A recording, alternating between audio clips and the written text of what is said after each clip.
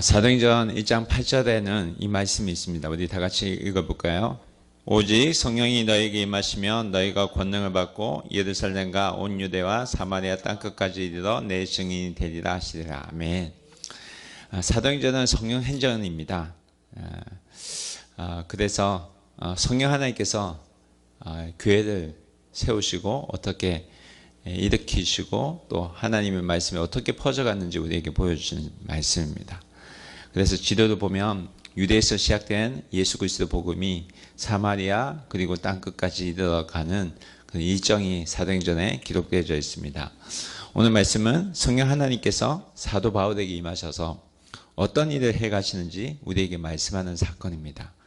결론부터 말하면 성령 하나님께서 교회가 어떻게 세워지는지에 대해 우리에게 말씀하신 사건입니다. 원래 사울은 예수 믿는 자를 박해하던 사람이었습니다. 예수 믿는 자들 잡아서 감옥에 집어넣고 그것도 모자라서 240km 떨어진 다마스커스까지 올라가 예수 믿는 자들을 사로잡던 사람이었습니다. 그러나 그 사울은 스데반 집사의 중보의 기도에 힘입어서 다메섹 가까이에 갔을 때 자신이 박해하던 그 예수 그리스도를 그곳에서 만납니다. 17절에 보면 사울이 기도하고 회심하는 가운데 하나님께서 아나니아라는 사람을 집가로 보내신 것을 봅니다. 아나니아가 사울이 있는 집가 집으로 가서 다소 사람 사울에게 가서 안수하여 기도하는데 뭐라고 기도했습니까?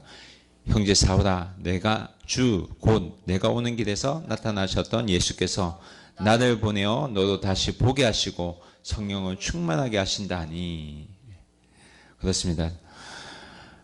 자신은 예수님께서 보내신 그 성령으로 너를 충만하게 하신다고는 말씀을 전합니다. 여러분, 바울이 예수 그리스도를 믿게 된 것은 성령 하나님께서 임하셔서 그렇게 된 것입니다. 여러분, 고린도전서 12장 3절에 이 말씀이 있습니다. 그러므로 내가 너에게 알리노니 하나님의 영으로 말하는 자는 누구든지 예수를 저주할 자라 하지 아니하고 또 성령으로 하지 아니하고는 누구든지 예수를 주시라 할 수 없습니다. 오늘날 성령 하나님께서는 우리에게도 임하셔서 우리를 하나님의 사람으로 만들어 가십니다. 성령 하나님께서 임하신 이후에 사울의 모습이 변화가 됩니다. 18절 우리 다 같이 한번 읽어보겠습니다. 즉시 사울의 눈에서 비늘 같은 것이 벗어져 다시 보게 된지라. 일어나 세례를 받고 사울에게 성령이 임합니다. 그래야 그의 보는 눈이 바뀌게 됩니다.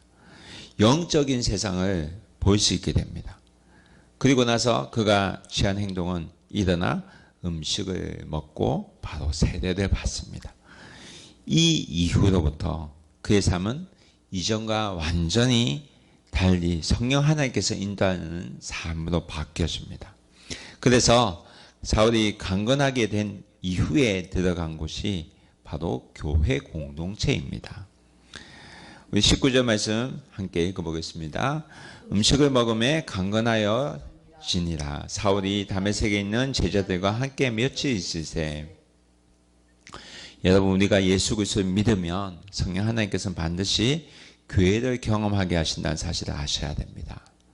교회는 예수 그리스도를 고백하는 사람들의 모임입니다. 그래서 교회는 건물이 아니라 사람입니다. 교회는 예수님께서 우리에게 남겨주신 유산입니다. 그래서 교회는 예수 그리스도의 몸입니다. 교회의 머리는 예수 그리스도입니다. 예수 그리스도를 믿는다고 끝난 것이 아니라 사람은 반드시 교회를 통해서 예수님을 바로 알아가야만 합니다. 그렇지 않으면 자기밖에 모르는 그리스도인이 되기 때문입니다. 그건 예수님께서 원하시는 삶이 아닙니다. 사울은 다메섹에 예수님의 제자들과 함께 있었습니다. 그러나 그는 원래 이런 사람이 아니었습니다. 그는 원래 율법학자와 굉장히 친했던 사람이었습니다. 그래서 어릴 때부터 그는 철저하게 율법적인 교육을 받았던 사람입니다. 여러분, 원래 그가 어떤 자였는지 우리 빌립보서 3장 말씀 한번 찾아 읽어보겠습니다. 빌립보서 3장 5절에서 6절까지 말씀입니다. 함께 읽겠습니다. 나는 받을 만에 할례를 받고 이스라엘 족속이요 베냐민 지파요 히브리인 중에 히브리인이요 율법으로는 바리새인이요 열심으로는 교회를 박해하고 율법의 의도는 흠이 없는 자다. 사울은 흠이 없는 자였습니다. 흠이 없다는 것은 완벽주의자라는 겁니다. 여러분, 완벽주의자와 일을 함께하면 옆에 있는 사람이 힘듭니다. 완벽주의자는 다른 사람을 어렵게 만듭니다. 게다가 그는 종교적으로 완벽했던 사람입니다. 종교적으로 완벽해지려고 했기 때문에 그가 교회를 박해한 것입니다. 그는 완벽주의자였기 때문에 그 누구보다도 열심히 일했습니다. 그래서 자신은 흠이 없는 사람이라고 말한 겁니다. 이건 뭘 말하냐면 나는 완벽한 사람이라는 겁니다. 다른 말로 하면 나보다 잘난 사람이 있으면 나보다 그래. 그런 사람인 겁니다. 어떻게 보면 자기 자신을 철저하게 믿는 사람이었습니다. 그는 하나님보다 자신에 대한 믿음이 더 컸던 사람이었습니다. 그래서 그는 자신이 할 수 있는 것을 다 하고 살았던 사람입니다. 그래서 율법을 다 지키고 싶었던 사람입니다. 그러나 그의 열심은 사람을 죽이는 열심이었다는 겁니다. 여러분, 종교에 열심히 빠지면 사람이 다친다는 사실을 아시길 바랍니다. 옛날에 그렇게 살았던 사울이 예수님을 만나니까 교제의 영역이 세상에서 교회로 바뀐 것입니다. 지금은 예수님의 제자들과 함께 있게 된 것입니다. 여러분, 예수님 만나면 내 주위에 있는 사람, 내 곁에 있는 사람이 바뀌어가는 것을 볼 수가 있습니다. 교제의 장을 바뀌어 가게 하신 것입니다. 사울은 예수님의 제자들과 함께 있었습니다. 함께 있으면서 그들로부터 예수님의 실제에 대해서 그들과 함께 배워갔을 것입니다. 왜냐하면 성령 하나님께서 그렇게 인도하셨기 때문입니다. 그렇게 되니까 여러분, 사울이 어떻게 바뀝니까? 20절 말씀 함께 읽겠습니다. 즉시로 각 회당에서 예수가 하나님의 아들이심을 전파하니. 그들에게서 배운 즉시로 사울이 한 일은 예수가 하나님의 아들이심을 전파하기 시작한 것입니다. 여러분, 사울은 즉시 행동했습니다. 믿음은 행동으로 나타났다는 겁니다. 그래서 회당을 찾아다니면서 예수가 하나님의 아들, 곧 그리스도이심을 전파했습니다. 여러분, 당시의 회당은 예수를 믿는 사람, 그리고 안 믿는 사람 모여서 율법을 논의하던 곳이었습니다. 사울은 예수님을 안 믿는 사람들이 있는 곳을 찾아다니면서 예수가 그리스도이심을 전파한 것입니다. 여러분, 예수를 믿는 믿음은 이처럼 사람을 변화시킵니다. 믿으십니까? 사울은 예수 그리스도를 믿었기 때문에 즉시 복음을 전하는 사람이 됩니다. 우리의 믿음은 죽었다가 다시 산 것이기 때문에 생명의 주님을 전하는 사람이 된 것입니다. 이전에는 남을 죽이는 사람이었지만 이제는 생명을 주는 사람으로 바뀌게 된 것입니다. 여러분, 우리가 성령 충만하게 되면 우리는 자꾸만 다른 사람에게 퍼주고 싶어 하는 마음이 생깁니다. 받은 은혜를 주고 싶은 마음이 생겨나는 것입니다. 또한 이 은혜를 전해야겠다는 전도의 부담감이 생깁니다. 우리 모두도 예수 그리스도가 하나님의 아들 되신 것을 전파하는 자가 되기를 주의 이름으로 축원합니다. 여러분, 사도 바울이 이렇게 행동했더니 어떻게 되었습니까? 21절 말씀 함께 읽어보겠습니다. 듣는 사람이 다 놀라 말하되 이 사람이 예루살렘에서 이 이름을 부르는 사람을 멸하던 자가 아니냐. 여기 오는 것도 그들을 결박하여 대제사장들에게 끌고 가고자 함이 아니냐 하더라. 여러분, 여기에서 놀란 사람이 나오는데 제일 놀란 사람은 누굽니까? 회당에서 사울과 함께 있었던 사람들이 다 놀랐습니다. 왜냐하면 사울은 원래 예수 믿는 사람을 잡으러 다니던 사람이었거든요. 그런데 그 사울이 지금 성령 충만하여서 예수 그리스도 복음을 반대로 전하고 있기 때문입니다. 여러분, 우리가 예수 그리스도를 믿고 나면 우리에게 생기는 일들이 이와 같은 일들이 생깁니다. 우리가 성령 충만하게 되면 우리 주위에 있는 사람이 다 놀랄 수밖에 없습니다. 여러분, 예수 믿는다는 것은 내가 바뀌어가는 것입니다. 우리 22절 말씀 함께 읽어보겠습니다. 22절입니다. 사울은 힘을 더 얻어 예수를 그리스도라 증언하여 다메섹에 사는 유대인들을 당혹하게 하니라. 여러분, 사울은 더 큰 힘을 얻게 됩니다. 그래서 예수 그리스도를 증언합니다. 그랬더니 다메섹에 사는 유대인들이 당혹하게 되었습니다. 더 큰 충격에 빠진 것입니다. 여러분, 우리가 성령 충만할 때 이런 일들이 생긴다는 사실 여러분 기억하시기 바랍니다. 여러분, 오늘 말씀의 사울은 힘을 더 얻었다고 합니다. 성령 하나님께서 힘을 더 주신 것입니다. 우리가 더 이상 성령을 사모하지 않고 성령 충만하지 않으면 시험이 다가오면 그냥 시험에 들어서 교회를 떠나버립니다. 그래서 성령 충만해야 된다는 사실을 여러분 기억하시기 바랍니다. 성령 충만해야 우리가 힘을 얻습니다. 그래서 힘들 때마다 우리가 해야 될 것은 함께 기도해야 됩니다. 힘들수록 나의 우선순위가 바뀌어지면 안 됩니다. 여러분, 성경에 보면 예수님께서 부활하셨을 때 몇 명에게 나타났다고 합니까? 고린도전서 15장 6절 말씀 보면 예수님께서 500명 이상의 사람들에게 나타나셨다고 합니다.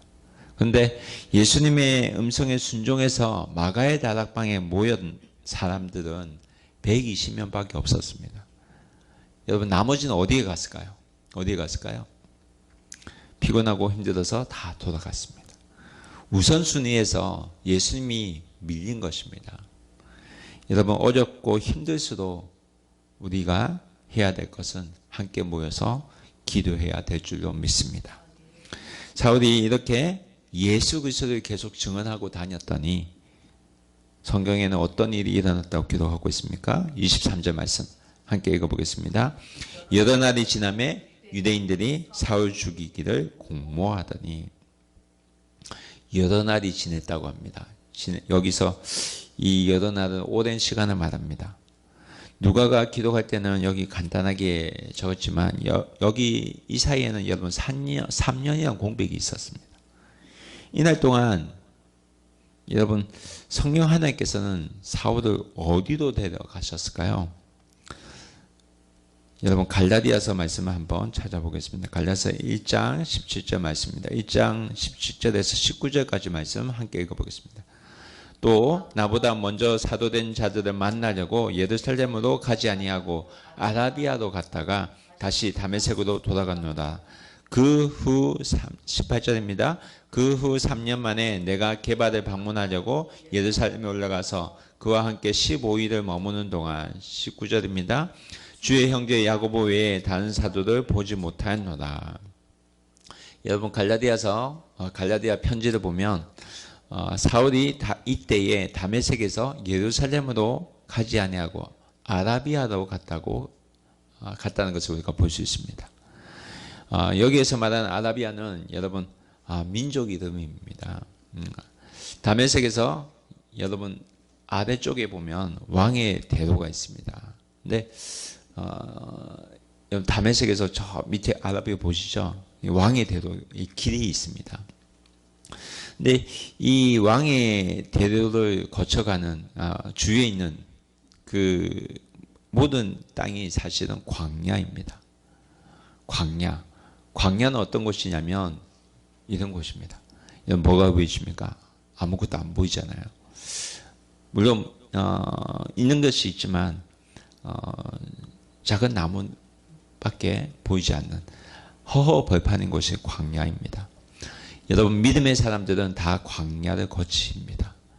예수님께서도 광야에서 시험을 받으셨습니다. 광야는 아무것도 없는 곳이지만 사실 이 광야이기 때문에 하나님을 만날 수밖에 없는 곳입니다. 하나님께 도움을 구할 수밖에 없는 곳이 바로 광야입니다. 그곳에서 바울은 3년간을 보냅니다.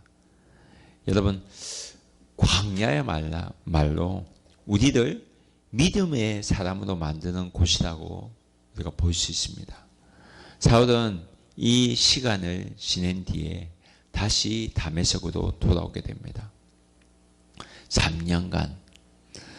여러분, 3년간의 이 일이 있은 이후에 어떤 일이 일어납니까? 22절에 보면 유대인이 사울을 죽이려고 공모했다고 성경 기록합니다. 여러분, 고린도후서 11장에 보면 바울은 자신의 약한 것들을 자랑하면서 고난받았던 여러 자신의 스토리를 기록하는데 거기에서 갑자기 다메섹에서 있었던 이야기가 잠깐 나옵니다. 우리 찾아보겠습니다. 고린도후서 11장 32절 33절 말씀. 함께 찾으셔서 읽어보겠습니다. 다메섹에서 아데데 왕의 고관이 나를 잡으려고 다메섹을 지켰으나 33절입니다. 나는 광주리를 타고 들창문으로 성벽을 내려가 그 손에서 벗어나노라.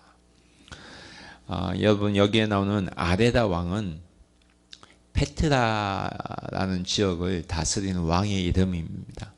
이 왕은 고관을 보내서 사울을 잡으려고 했습니다. 그런데 페트라가 어디냐면 여러분 아라비아 쪽이거든요. 여러분 저 끝에 아라비아 보이시죠? 거기서 쭉 내려오면 어디냐면 여기 페트라가 나옵니다. 페트라는 반석으로 만들어진 도시라고 합니다. 그래서 지금도 관광지로 세계문화유산으로 정해진 곳이기 때문에 많은 사람이 찾아오는 곳입니다. 근데 이곳에서 바울이 이곳도 아라비아인데 이곳에서 바울이 했던 일이 있는데 아데다 왕이 싫어하는 일을 했던 것 같습니다. 여러분, 그게 무엇이었을 것 같습니까? 예, 그렇죠. 예수 그리스도를 전하는 복음을 바울이 했던 것입니다. 복음을 전한 것입니다. 바울은 이곳에서도 복음 전도의 훈련을 받은 것입니다. 그래서 사울이 다메섹에서 아데다 왕을 피해서 광주를 타고 성을 내려오게 된 것입니다. 여러분, 이거 보면 저기서 이제 광주를 타고 내려온 저 성에서 내려온 것을 사진을 볼 수 있습니다. 여러분, 이러한 사건을 통해서 우리가 알 수 있는 사건은 사울이 완전히 바뀌었다는 겁니다. 박해자에서 박해받는 사람으로 바뀌게 된 것을 우리가 볼 수 있습니다. 그런데 우리도 예수 그리스도 믿는 사람이 되면 우리에게도 이런 일이 일어날 수 있다는 것입니다. 어떤 사람에게 있어서는 싫은 존재가 될 수도 있다는 것입니다. 여러분, 그들이 왜 싫어할까요? 복음을 말하니까.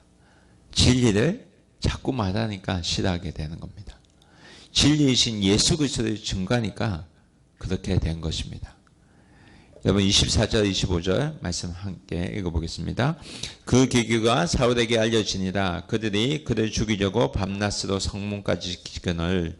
25절입니다. 그의 제자들이 밤에 사울을 광주리에 담아 성벽에서 달아내리니라.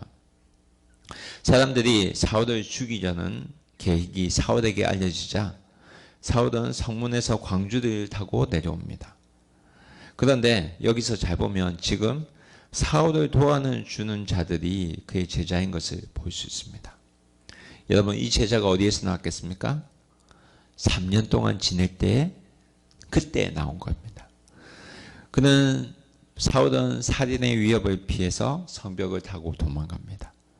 그런데 이러한 일들은 이미 예고된 사실이라는 겁니다. 예고된 사건이었다. 언제입니까? 사울이 아나니아 만났을 때. 그때가 언제냐면 사도행전 9장에 나옵니다. 사도행전 9장 15절 16절 다시 찾아서 읽어보겠습니다. 주께서 이르시되 가라, 이 사람은 내 이름을 이방인과 임금들과 이스라엘 자손들에게 전하기 위한 택한 나의 그릇이다. 그가 내 이름을 위하여 얼마나 고난을 받아야 할 것을 내가 그에게 보이라 하시니. 여러분, 하나님께서는 지금 사울에게 고난이 뭔지를 지금 보여주고 계십니다. 여러분, 하나님께서 사울을 광야에 왜 보내셨을까요? 고난이 뭔지 알게 하시기 위해서. 여러분, 광야는 예수 그리스도를 믿는 사람들이 반드시 거쳐가야 하는 곳입니다. 예수 믿는 사람들에게는 반드시 거쳐야 할 고난이 있다는 것입니다. 이러한 광야를 거쳐야지만 십자가를 질 수가 있는 것입니다. 사울이 지금 그 고난의 길을 지금 걷고 있습니다. 그리고 이제 그가 다시 예루살렘으로 들어갑니다. 26절, 27절 말씀 함께 읽어보겠습니다. 사울이 예루살렘에 가서 제자들을 사귀고자 하나 다 두려워하여 그가 제자됨을 믿지 아니하니. 27절입니다. 바나바가 데리고 사도들에게 가서 그가 길에서 어떻게 주를 보았는지와 주께서 그에게 말씀하신 일과 다메섹에서 그가 어떻게 예수의 이름으로 담대히 말하였는지를 전하니라. 사도 바울은 예루살렘에서 기대도 하지 않았던 자를 만납니다. 여러분, 하나님은 필요할 때 우리가 기대하지 못한 사람을 만나게 하십니다. 필요한 사람을 만나게 하십니다. 여러분, 사울이 누구를 만나게 됩니까? 바나바입니다. 여러분, 바나바가 어떤 사람입니까? 사도행전 4장 36절을 보면 이렇게 기록하고 있습니다. 구부도에서 난 레위족이 사람이 있으니 이름은 요셉이라. 사도들이 일컬어 바나바라. 번역하면 위로의 아들이라 하니 그가 밭이 있음에 그 밭을 팔아 그 값을 가지고 사도들의 발 앞에 두니라. 레위 족속인 바나바를 만납니다. 바나바는 레위 족속의 사람이었습니다. 레위 족속이라는 것은 성경을 아주 잘 아는 사람입니다.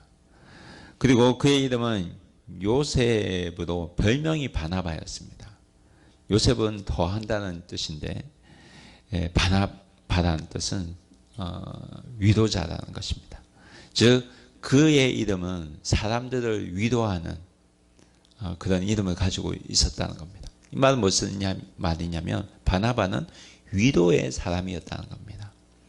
그래서 사실 그가 처음 생겼던 교회가 처음 예루살렘 생겼을 때 교회가 재정적으로 어려웠을 때 요셉은 자기의 밭을 팔아서 이 바나바는 자기의 밭을 팔아서 사도들에게 나누어 줬습니다.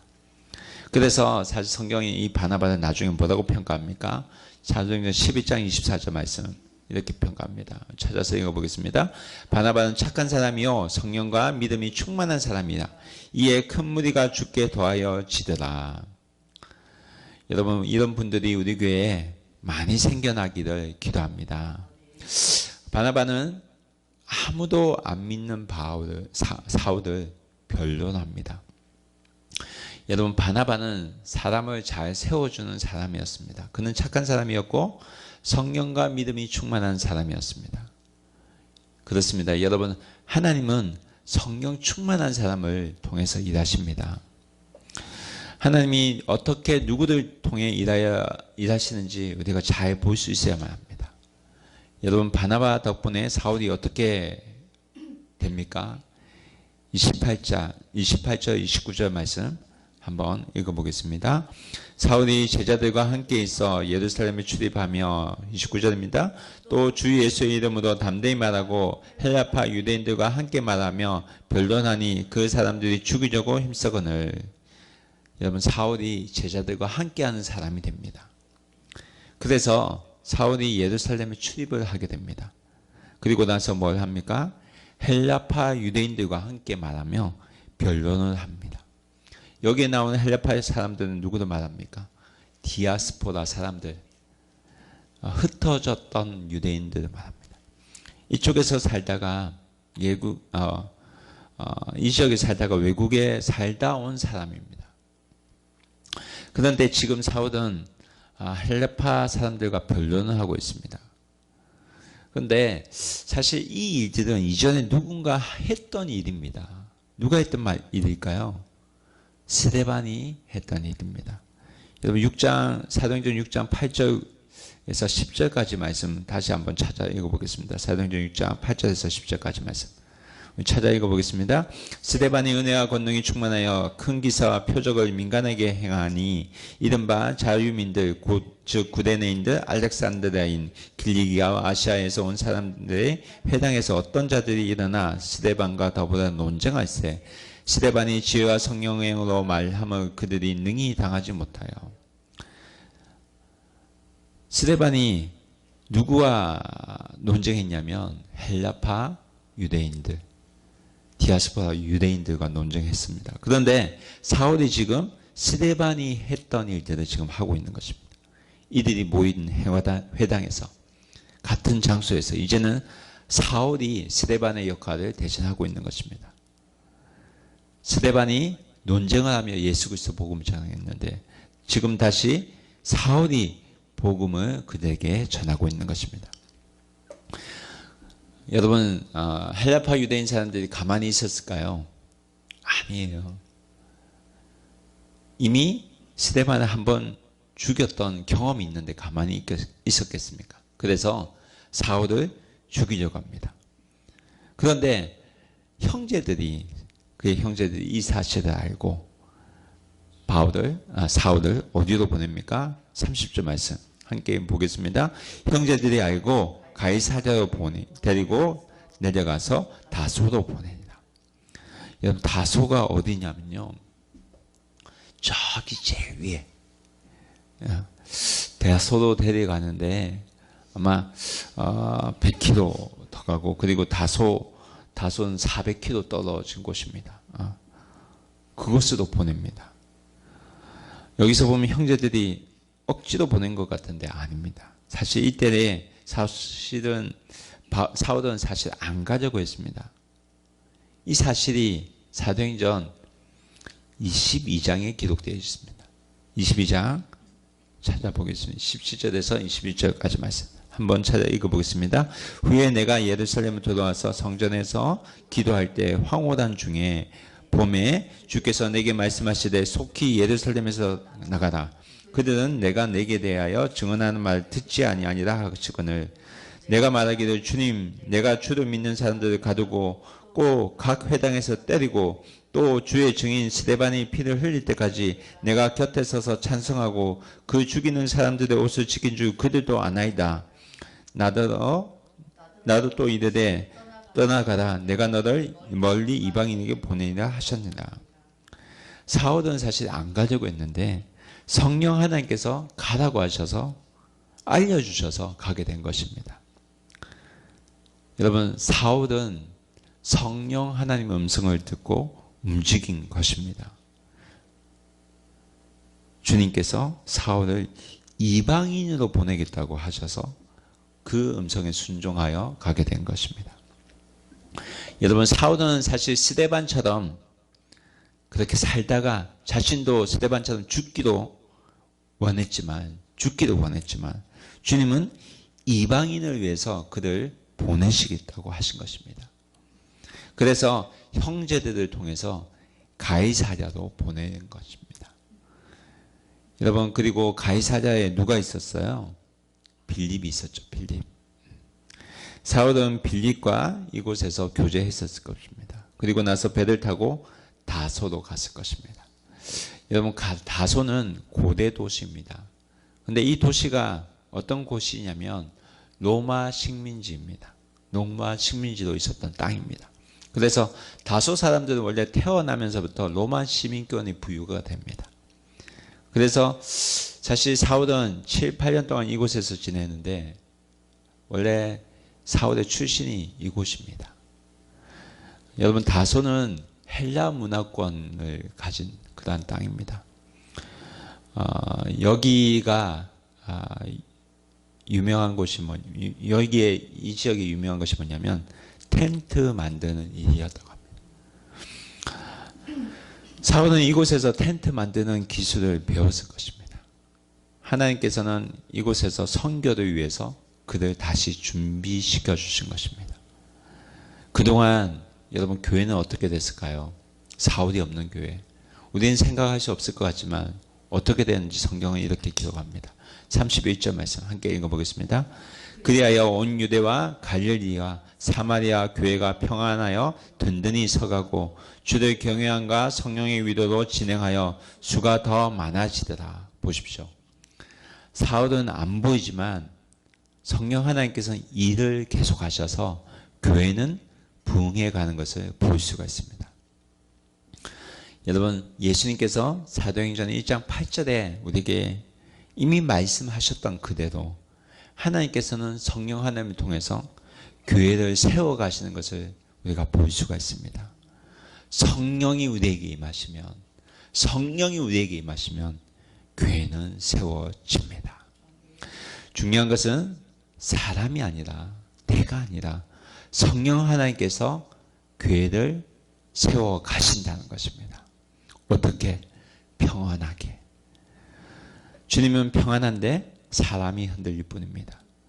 우리 안에 평안이 없으면 사람이 보이기 시작한 것입니다. 여러분, 성령 하나님께서 교회를 세워가실 때는 평안히 세워가고 주를 경외함과 성령의 위로로 진행해 가십니다. 사랑하는 여러분, 주님을 두려워하시기 바랍니다. 예배는 우리가 받는 것이 아니라 우리가 드리는 것입니다.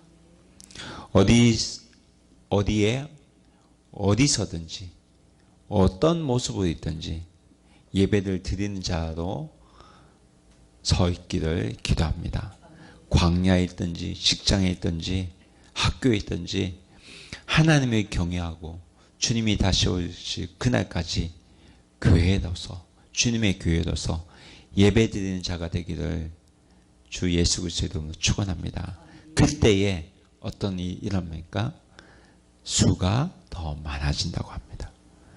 주님의 원하시는 교회가 되기를 주의 이름으로 축원합니다. 다 함께 기도하겠습니다.